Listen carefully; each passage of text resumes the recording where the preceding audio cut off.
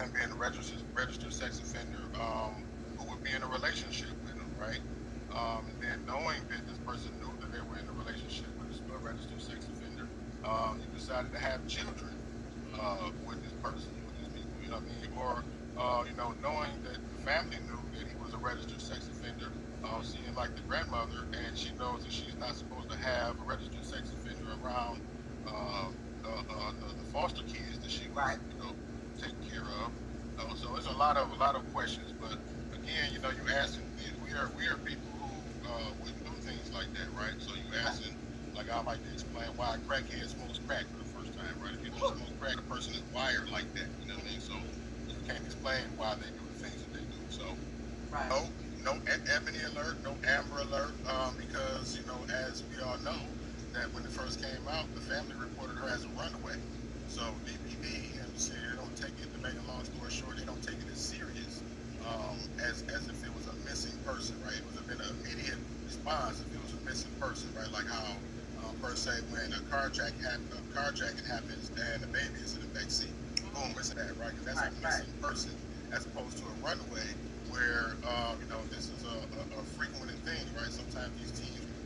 Hey y'all, how y'all doing? Happy birthday to you.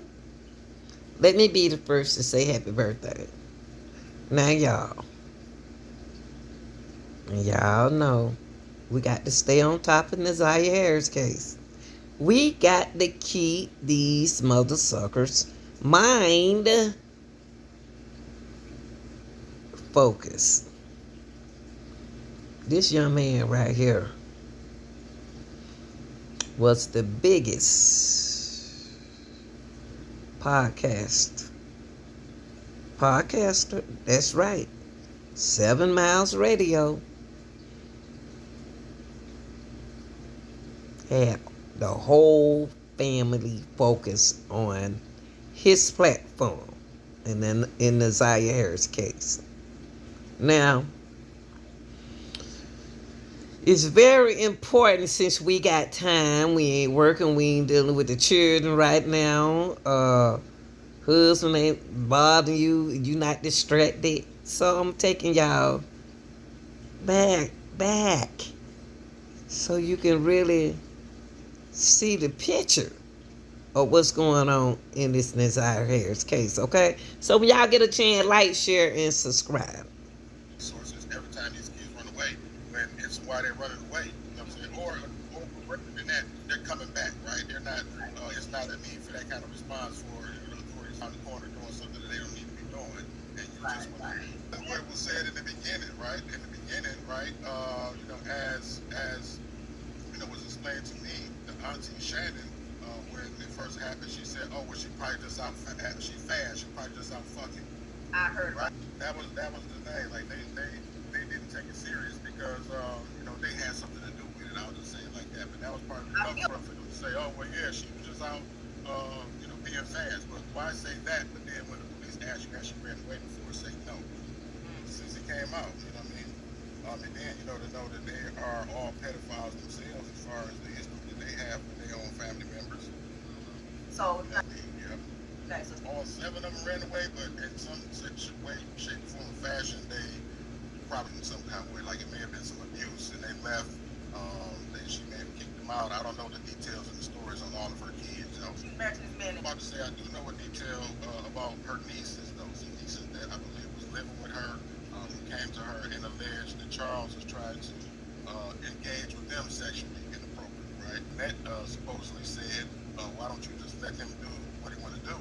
And that's where they ran away from the house, and that's what prompted a CBS investigation in the beginning for Annette. That was in the first episode, which was the title 40 Years of CPS. If you go look on my Facebook profile, that was the first, and that was the story of, where I opened up, to let everybody know the climate of the household and what was going on in the family for years. The failure of CPS, because that was the highlight of it as it was brought to me, because again, this was something that a member of the family who I went to high school with, it was a high school friend of mine, Janelle, if y'all seen her in other interviews, right? That was the person that initially came to me with. After I touched the story and put it on social media, that's when it really blew up, because the family began to call in, like I just said, when I told the story on 40 Years of CPS, then everybody wanted to know more. So then on part two, that's what I believe prompted Shannon herself to call me in and say, because from what I understand, yeah, there were CPS investigations on the net all throughout those years prior to the net, I'm sorry, Desire coming up missing. So how Now, is it? what is in custody, so, I don't know what other men they may be dealing with, since seeing that they are them type of people. And, excuse me, and Okay, y'all, like I said, this is where Naziah Harris' story first began. It started by this man right here. Like he said, he went to school with Janelle, allegedly. Um, and the purpose of this video is to educate y'all on what's going on, how it started, where it started. But you got to realize that a lot is going on in this house. When you do things that you're not supposed to do, what goes in the house stays in the what? In the house. Now, Naziah let the cat out the bag when whatever happened to her that she didn't like. I think Naziah feel that whatever was going on with her system, she didn't want it to happen, and she got tired of it, and she ran away. The reason why I think that they don't think that she's that the reason why I think that the alleged twins think that she's alive is because of what they did to her. Allegedly now, because I don't know if they did something to her. But whatever happened, Naziah make me feel like she make me think that she didn't like the feelings. And she ran away, and then when she ran away, she thought Jarvis was going to protect her, but he brought her back allegedly. Allegedly now. We're trying to find out. That's what I think. Marquita and Shannon, excuse me, dealt with Jarvis. So, who knows? They may find another one. I mean, it was even alleged that Shannon was sleeping with the pastor. So Shannon slept with a pastor. See, Marks can speak on their family because they shared this material with him. I didn't know Shannon slept with the pastor. I didn't care if she did slept with the pastor, but remember I did a video and I said Shannon gave me the sense of she was in the church. Now, this is where, see, I be telling y'all, I'm not a mind reader, but my mind tell me things about people. And I told y'all that Shannon act like she was taught like around a religious person, and so that's what it was. She was fooling around with a pastor. That's what it is. That pastor is the spirit that gave me. Boy, this is scary. My spirits. I ain't no spirits person like that, but it will tell me things. So that's where it came from. The pastor. Shannon was sleeping with a pastor. And then she was sleeping around with Jarvis. So her beliefs is what she believed is right, but it's wrong. Sleeping with your enemy. Shannon said they said that Shannon came home from work one day and caught Jarvis in the room with her mom, and the door was locked. And they What? Shannon came home. What? Wait, hold up. I thought Charles was I'm getting the name mixed up. I thought the man named Charles was the one in the picture with Naziah when she was dancing. I didn't know. Oh, so Charles is another man that the grandma was married to. See, I don't like to get all in it. two was one, and Marquita and Shannon, excuse me, dealt with Jarvis. So, who knows? They may find another one. I mean, it was even alleged that Shannon was sleeping with the pastor. So Shannon slept with a pastor. Shannon slept with Jarvis, allegedly. Shannon said that Shannon came home from work one day and caught Jarvis in the room with her mom, and the the door was locked, and they were supposedly painting the room. I It's all right, but originally, Marquita that was talking to Jarvis, and that's around the age of maybe 13, 14 when they first met. I don't know. You do the math on how old they're both of them, and now you'll figure that out. That he ran into Shannon on the bus and he thought she was Marquita, and then that's how they ended up, kicking it and talking. And now 5 years later, that's wild. So Marquita allegedly is I told y'all she's the problem. See, we looking at Shannon. Marquita is both stronger than Shannon. See, Marquita was messing around with Jarvis early, allegedly when she was like 13. How did she meet Jarvis at age 13? How? Was Jarvis around there trying to act like he was 17? And he was like 20 something or 30? Man, this is sad, huh? How did Marquita meet Jarvis? See, when Jarvis met Marquita allegedly on the bus. Now when he saw Shannon on the bus, he thought that was Marquita. I don't think Jarvis was interested in Shannon. I told y'all that before y'all watched this. I told y'all I don't know something about my spirit. I told y'all, see, we looking at the wrong person. And you got to remember when you dealing with twins, you dealing with two of the same people. Wait a minute, I wasn't even trying to dig that far, but I mean, I was just I wouldn't. I mean, look at her. What was she gonna do? Leave him? Sons. Not only did he have sons, but there's photographs of men actually cleaning up around the shop, and I meant to post that on my podcast and talk about that a few days ago when I was live. But yeah, so it's like, what was you bringing? What did you? If you was allegedly having the girls to help you clean up at the shop, Right. other people, Right.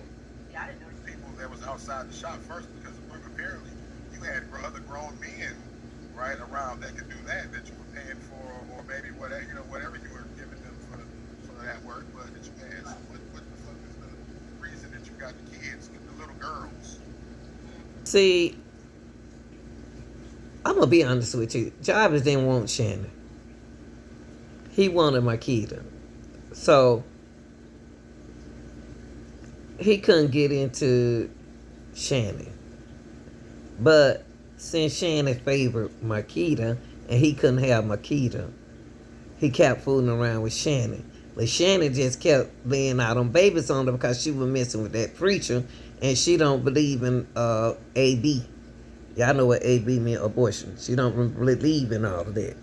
So Shannon wasn't in love with Jarvis. I believe Shannon liked the girls instead of boy. Allegedly now. Allegedly. We don't know. But let's keep going. Was allegedly, trying to have a threesome with Desire and the 8-year-old. Right. In the courtroom, right? The 9-year-old. In y'all prayers right now. I don't want to say too much because I ain't got to pass on that, but yeah, just keep that girl in prayer. The reason why Desire was in her mother's care, was in her. Now, what he gonna do right here is give y'all some information on Nazia's mother. Now, this part, boy, I think that the leader in this thing is the grandmama and Jarvis and other people. Okay, I'm just saying. Don't pay me no attention. Mother's care in the first place, part of the reason, right? Also, his reasoning, but yeah, she was on drugs and couldn't take care of it, right? And one would ask, right, seeing the history with her mother, where Charles, she had allowed Charles to molest her, would, bring her to the point of feeling like the desire was safe for her. So be it, was the first person that she felt like was safe with it, but then you got to think, you're talking about a person that's on drugs, right? And this is how far her mind was away from her to consider her mother as the best option for her to do, right? When me and Roxy first made contact with Lady, that's her nickname, Lady, by the way. Um, and we explained to her the details of, because she asked us questions, right? And, I'm honest, Roxy honest, so we explained to her, the situation. And the lady's mouth, she trembled, and like the shake that she gave after the, you know what I mean? Like you could just see it. She said this demon ass shit been happening to me all my life. In this woman's body, like you can see it, and it was hard for me to stand there with her. I'm not sure, what the how much contact she had with her, and how often, but yeah, probably not that much, I would imagine. Now that was some allegation that Vari, you remember Vari is Naziah's brother. Uh, it was alleged that he, was touched. Um, I'm gonna let Mark tell you. And he made it very adamantly clear to me that he was never touched, and Oh, he said he he explained said that he was never touched. Okay. one incident where he actually confronted Jarvis about Messiah, and I'll save that story for him to tell. Messiah. There's a reason why he Say, oh well, I didn't recognize him because of the mask, right? I don't know. Same reason why not Shannon, Nick said that she didn't see Jarvis Butts. I don't know if it's one of his old pages that somebody signed into, or somebody created a new page, but somebody got a video of him in court with the mask on with the caption, "Free him" or something. He's so cute, I need him, some shit. You know what I mean? Somebody's still out there praising him. Yeah. So it has to be Shannon because she was the only one celebrating him on his birthday this past weekend. and she still and this nigga. Maybe much money though because it's keeping him quiet because of what she did. They said that he was what was it, red antifreeze or something like that that you can swallow as a birth control of some sort, I guess. I don't know. I'm him out. I actually the last place that she was seen alive. We don't know what he did, and I can't remember exactly the sequence of they went to Ypsilanti first, or and they went out to Good Time. So they were saying that the last place they seen somebody seen Naziah was at the hotel. Oh Lord. Okay, if the last place they saw her at the hotel, where is she? In the walls?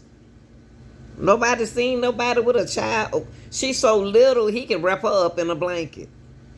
Jarvis know what he doing. Jarvis went to everywhere. He could have.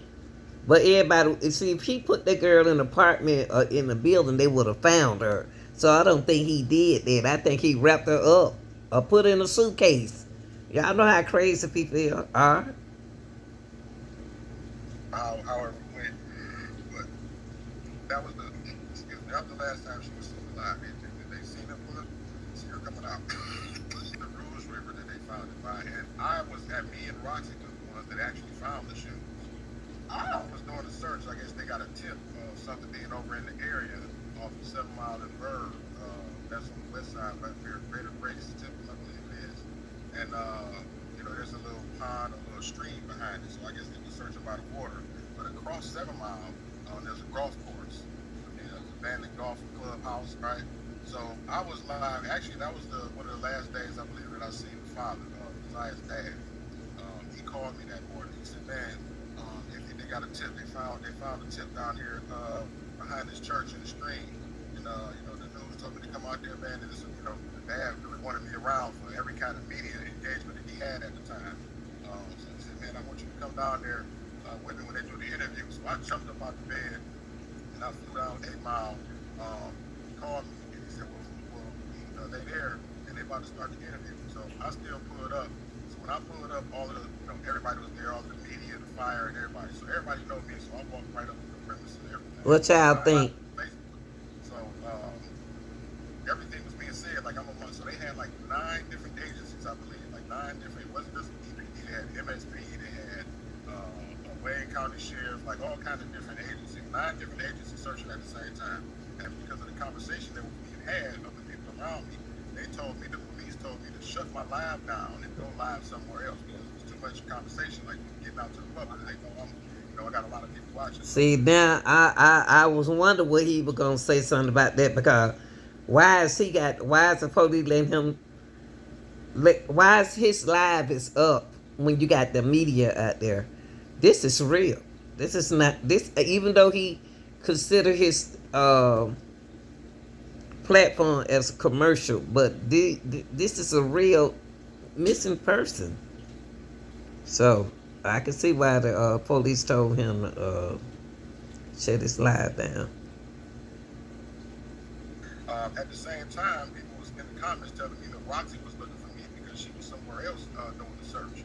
So everybody was like, man, go find Roxy. Roxy wants you. Roxy wants you. So I shut my live down, and I did exactly what they said. I shut my live down, and I went live somewhere else. Met up with Roxy, and I went live, and we looking through the wooded area near this abandoned golf club house, and we see the 2 damn shoes. And I went live on the shoes. And then everybody went crazy on my live, like, "Oh my God, Mark, them look like her shoes." And I'm playing. Well, how in the hell her shoes get out there? How did her shoes get out there and the body didn't get out there? See, that make me think that somebody plot the shoes right there. Somebody is covering up. Y'all would be surprised of the people who could be involved in this. Somebody is covering up for the chief. Cause how in the hell they gonna go find the shoe? I ain't saying they got nothing to do, but I'm saying how in the world they gonna go all of a sudden gonna find the shoes and some clothes? And then everybody walking through the woods. Even remember that boy did a live, another rapper did a live and he found the shoe in the wood. That's weird. Come on, y'all. Come on.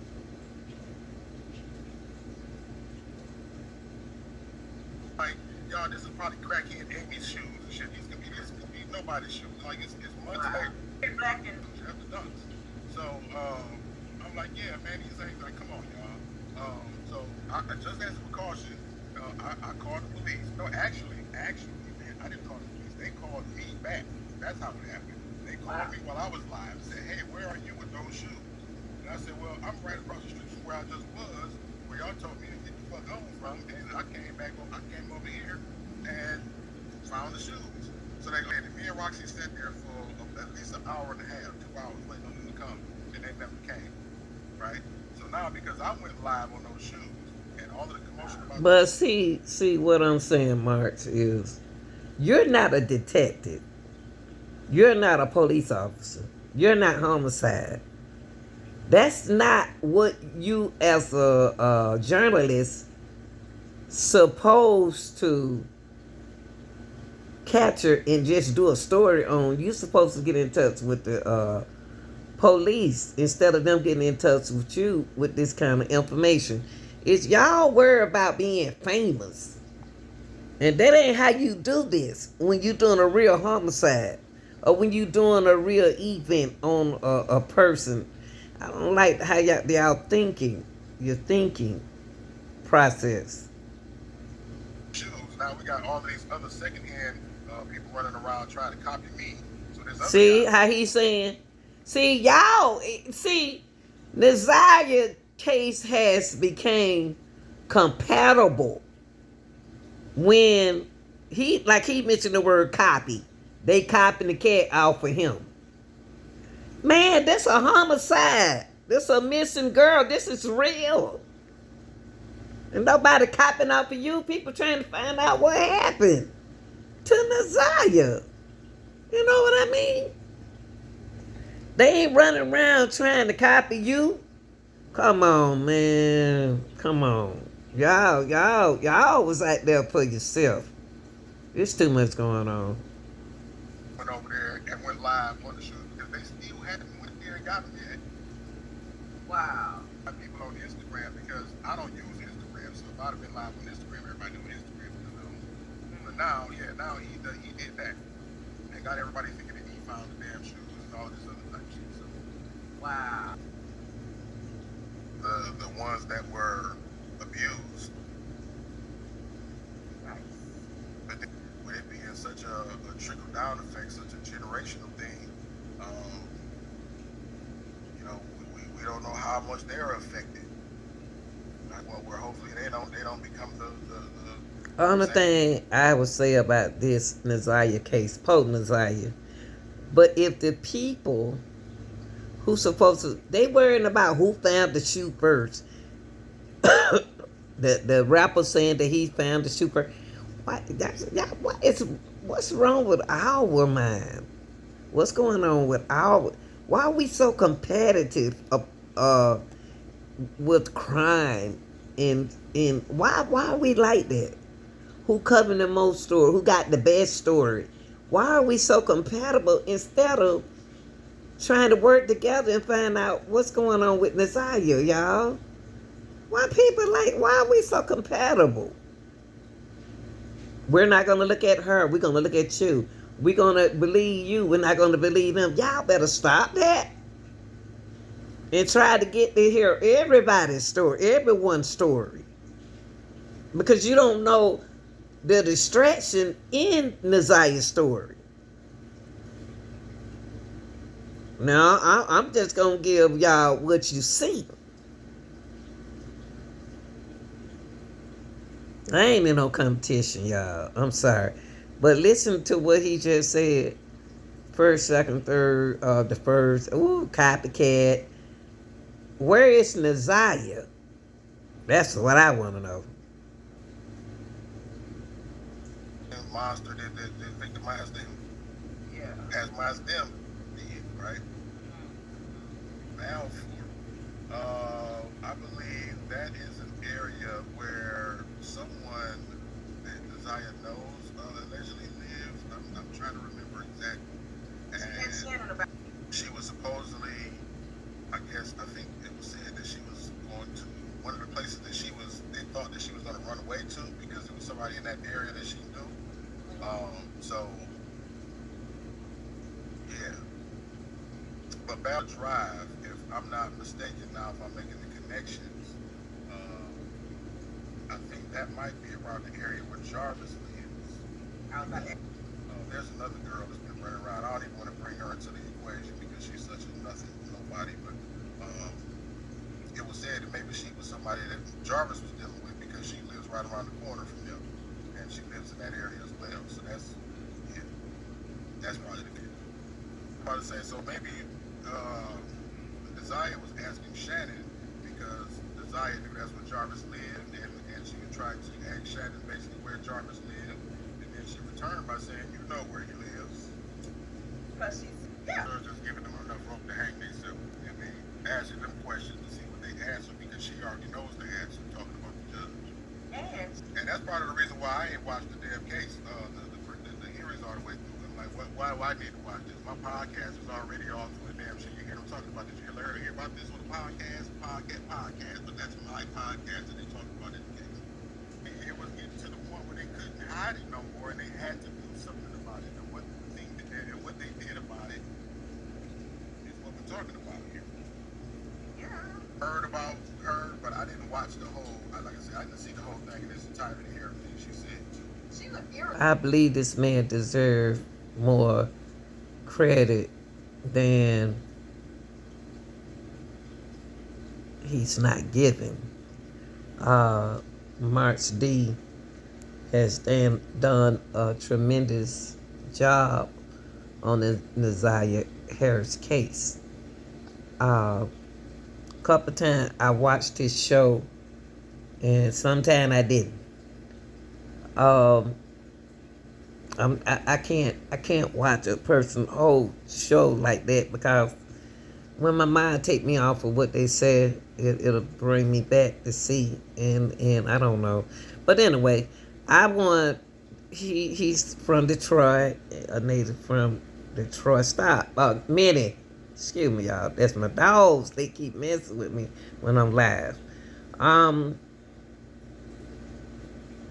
he did a good job. That's all I want to say. I want to tell if uh anyone watching this, please tell him I said that he did a good job.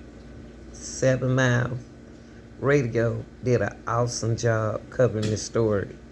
Y'all like, share, and subscribe, and tell me what you think down in the comment section.